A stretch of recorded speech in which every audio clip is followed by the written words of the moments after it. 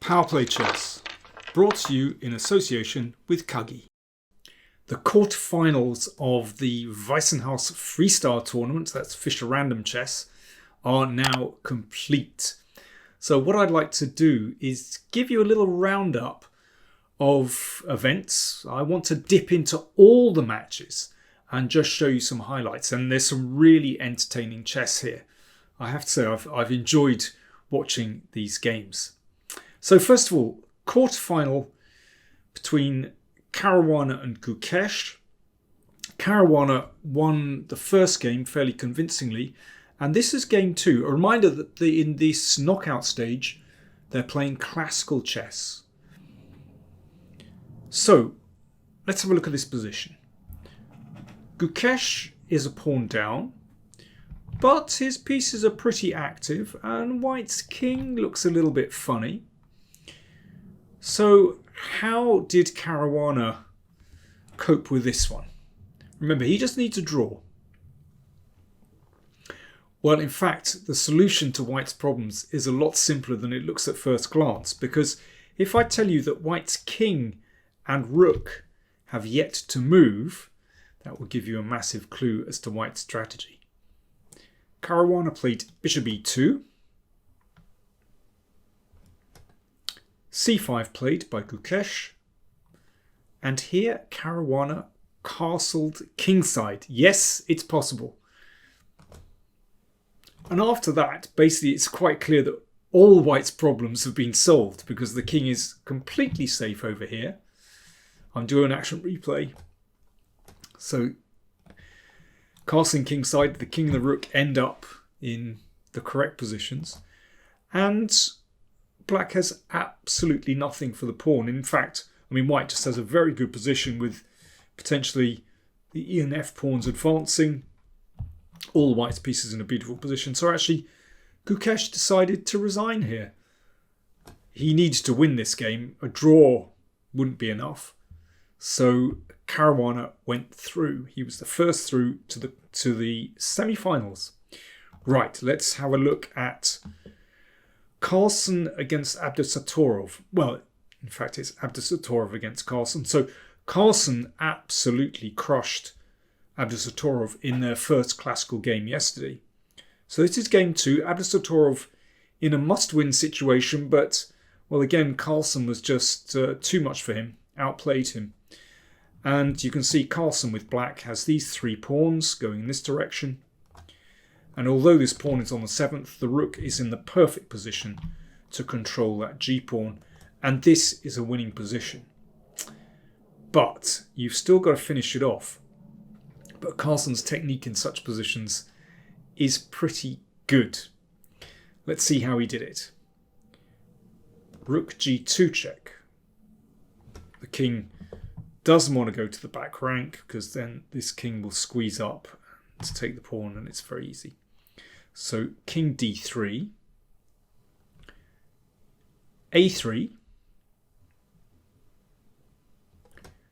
So the rook, white rook, has to go behind that pawn. Little check, just pushing the king back again. And Carlsen advanced the king. So now there's a threat to take with check. So Abdusattorov had to take on a3, which guards this pawn. Carlsen took here, and rook a6. Right, still got to finish this one off. So here is where I'd like you to have a little think. I'm going to have a drink. And what would you play with Black? Black to play. How did Carlsen finish off this game? I'll see you in a moment. FineAndPieces.com is an online retailer of antique and exceptional chess sets and related items. This German Silenus set dates from around the 1840s and comes in its original matching box. It's a particularly good example. The piece is made from kiln-dried sheep bone and finely hand-turned and carved. Do check out this set and many more at FineAndPieces.com and mention my name, Daniel King, for a 10% discount on any purchases this month. That is an exquisite set. I really like it. And this is an exquisite finish from Carlsen. Still possible to mess this up. You know, if you get too careful. You know, it looks quite nice to keep everything compact. Play c5. In fact, this draws. If white finds rook c6, and after the check, the king has to go back to c1, and this is drawn.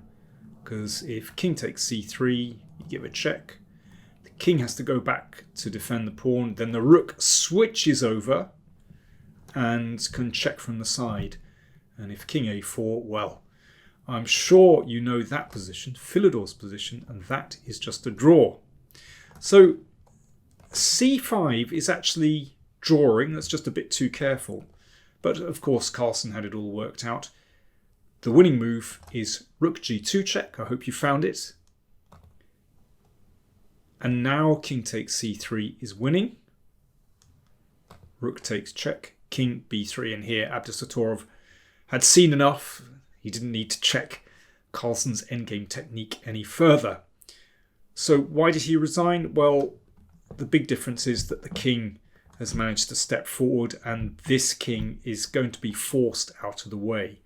So, for example, rook b6, b4, check.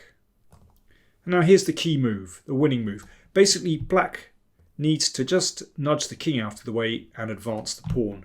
And to do that, you first have to play rook b1. That means the pawn will be protected. And let's say rook b7, king a2, and the pawn advances. If king here, then the king just goes to b2. And let's say rook c8, king a2, check. Okay, this is just for example, and I'm sure you know this position. That is the Lucena position. So we've had Philidor and Lucena, and okay, black wins by building a bridge like this. So you check the king away, and then black's king is allowed out, and there we go, you build the bridge. Little review of your basic rook and pawn endgames. So Carlsen won convincingly against Abdusattorov. Okay, well, let's move on to Vincent Keymer, who, well, on the face of it, had a tough pairing against Firouzja, who's, you know, noted speed player, or just a very strong player, you know, rated higher than Keymer. But in the first classical game, Keymer played a very nice game. Let me show you the finish to this. So this was actually played yesterday.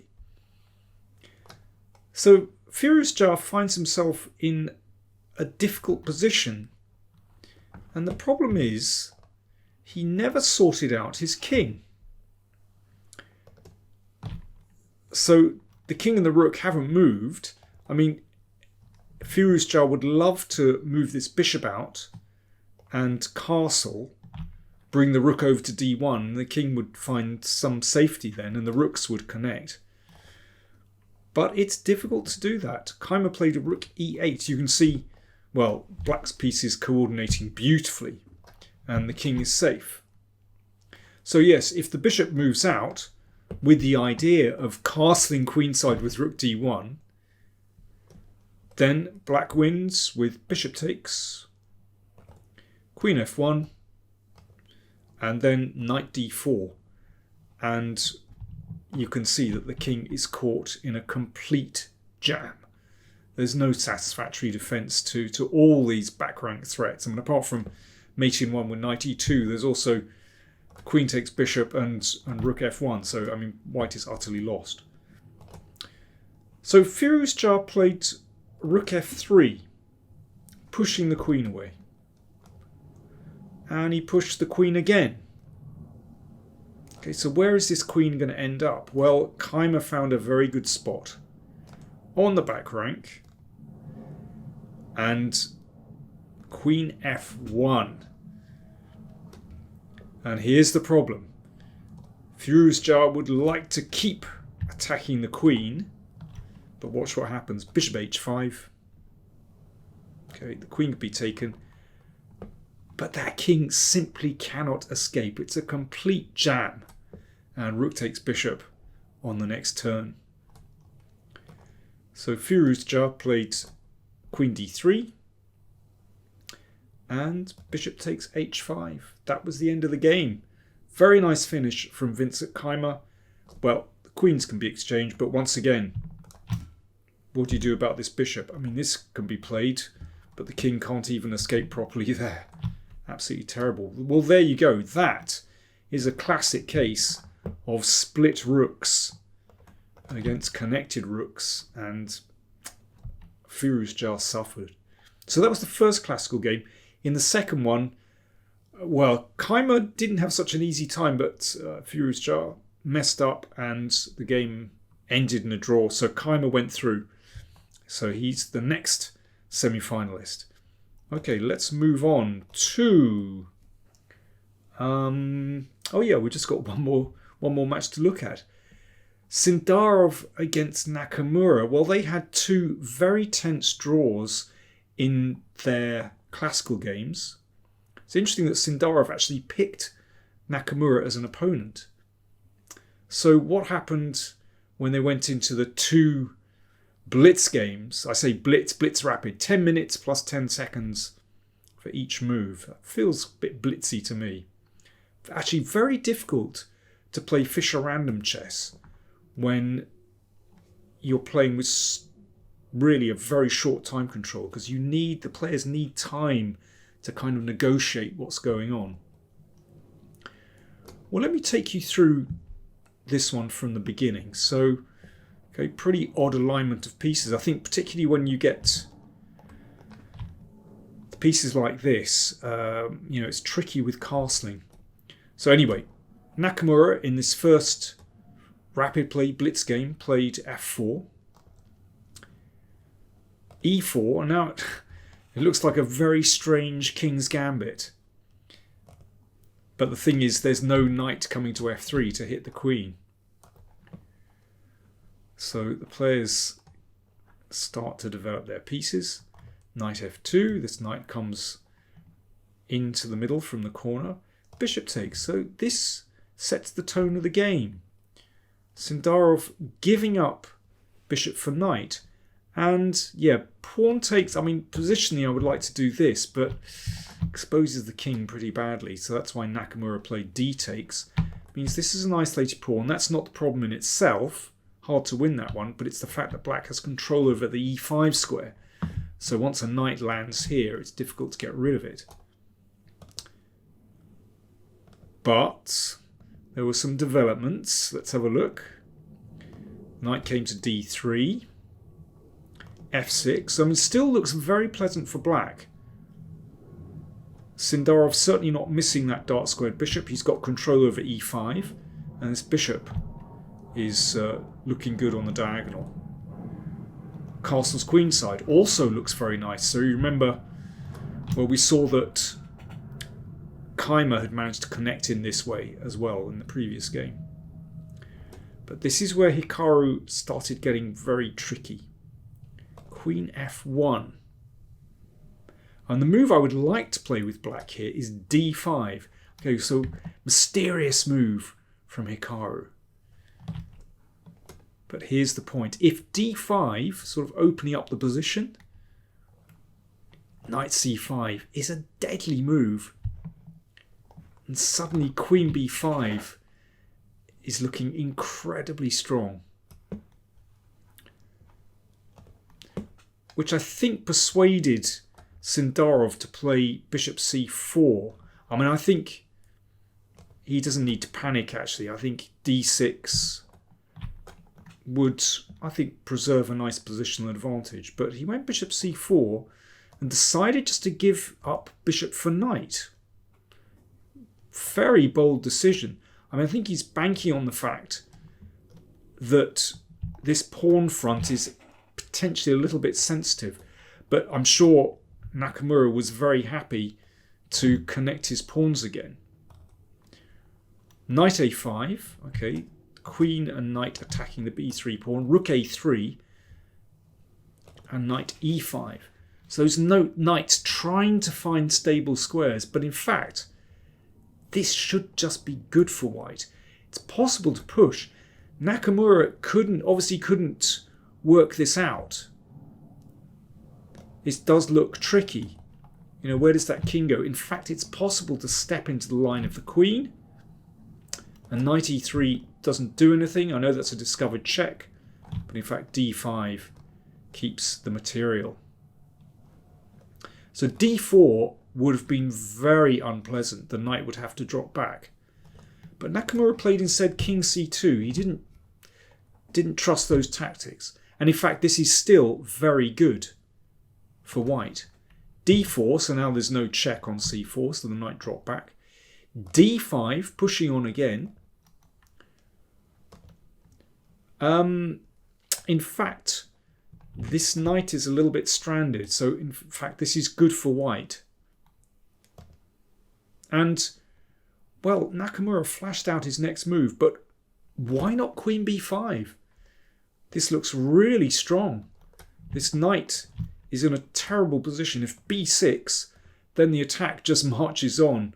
I mean, that's pretty straightforward. The bishop, queen and rook combining, and that's going to be a deadly attack on the a file. So, and what do? Give up a piece? I mean, that's obviously just winnings for white. Incredible that Naka didn't go for that. Instead, he went bishop d4. But after c5, suddenly Sindarov had a foothold. If that's taken en passant, then, well, again, you know, black is doing okay. This knight is doing all right here. So Nakamura exchanged on e5, but positionally, this is fantastic for black now with control over e5. Reminds me a little bit of Sindarov's game against Carlsen, actually, on the first day when he took control of the dart squares. This is just very good for black now. I mean, it's an easy plan just to double on the e-file, for example. But in fact, after this, it got worse. Nakamura snatched the pawn but allowed queen b6, and that's basically game over, attacking this pawn. Because if rook b1, c4 is a killer. Apart from the threat to b3, there's queen f2 check. So Nakamura had to just run with the king, and it's quite obvious that black is completely winning there, and Sindarov wrapped things up. So that puts Nakamura in a must-win situation going into the second blitz game. And Nakamura did well. In this position, Nakamura is a piece up. He's got rook, knight and bishop against rook and bishop.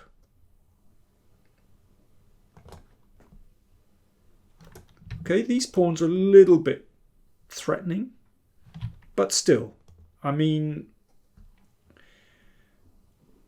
it should be, as they say, a matter of technique, but not so simple in blitz. I mean, I think Nakamura had something like, they both had 20 odd seconds plus the 10-second increment. Simplest in such situations is to shuffle the king across. King d7 threatened. If e4, the knight is pretty secure there. And once it drops on e6, you can see that a bishop attacked. That bishop controls b8. Black is completely winning, completely safe. But Nakamura kind of rushed it. He played rook b8. Sindarov took here and rook takes. So Nakamura's still a piece up, but it's getting tricky now. Knight c7 still winning for black, but rook a5 looks very natural. But Sindarov came up with a really tricky move that clearly Nakamura had overlooked. Bishop d4. That obviously threw Nakamura. You could see he was kind of panicking at the board. What's the point? Well, the bishop covers g7, rook c8 mate threatened, as well as advancing the a-pawn. Black can still draw actually with king e8. That's another story, but Naka panicked. Played e5. There was a check. a7. If king here, then there's rook check and rook takes. Nakamura played e4, but he actually resigned without waiting for Sindarov to move. So why did he resign? Well, there's a check here, and with the extra exchange, that's a pretty simple win for white. In fact, Sindarov, of course, only needed a draw. So Sindarov goes through to the knockout stage, having picked Nakamura as an opponent, which is pretty incredible. So, quick recap of the results and the pairings. So, semi-finals, we now have Vincent Keymer playing Magnus Carlsen. And in the other one, Javahir Sindarov playing Fabiano Caruana. Should be good.